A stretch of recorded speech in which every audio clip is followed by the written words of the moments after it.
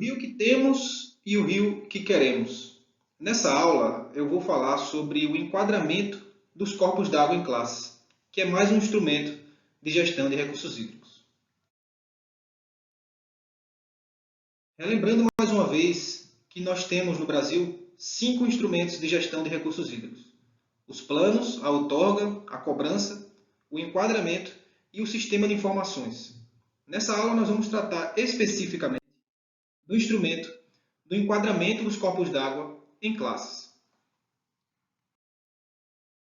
Mas o que é enquadramento? Imagine o rio Tietê, um dos rios mais poluídos do mundo. Imagine a situação real, a situação atual do rio Tietê. Esse é o rio que temos. Essa é a realidade. Agora vamos sonhar. Qual é o rio Tietê que queremos?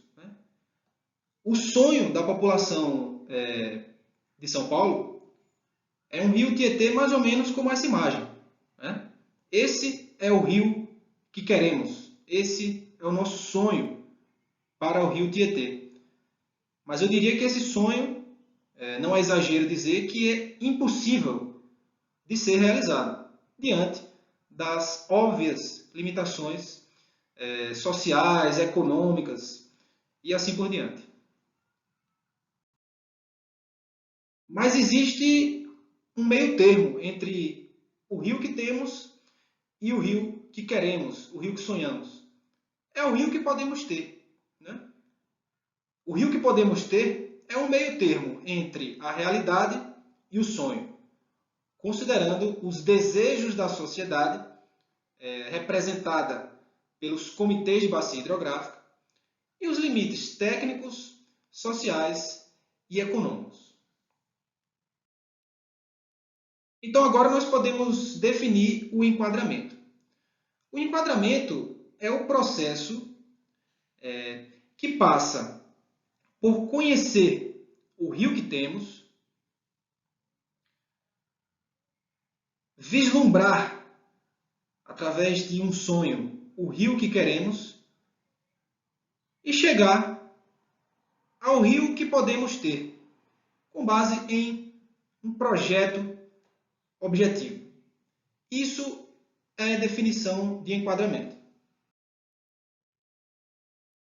O enquadramento no Brasil ele é feito em 5 classes de enquadramento, de acordo com a resolução do CONAMA, do Conselho Nacional do Meio Ambiente, número 357 de 2005. Recomendo que você estude essa resolução, porque para cada uma dessas classes de enquadramento existem parâmetros de qualidade de água específicos, padrões para as classes. Nós temos a classe 4, que é a classe de pior qualidade, e essa classe ela vai subindo, passando pela classe 3, classe 2, classe 1, até chegar à classe especial, que é a classe de melhor qualidade possível. Aos olhos da sociedade, as classes elas são definidas de acordo com os usos que a sociedade deseja para os corpos d'água. Então, só a título de exemplo, a classe especial são aqueles corpos hídricos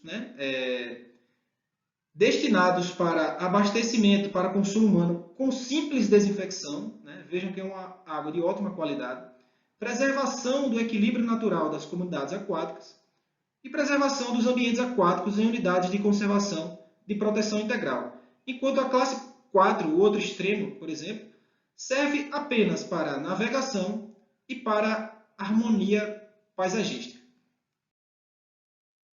Nesse mapa, nós vemos o enquadramento dos rios federais no Brasil. Vejam que a maior parte dos rios federais são enquadrados em classe 2.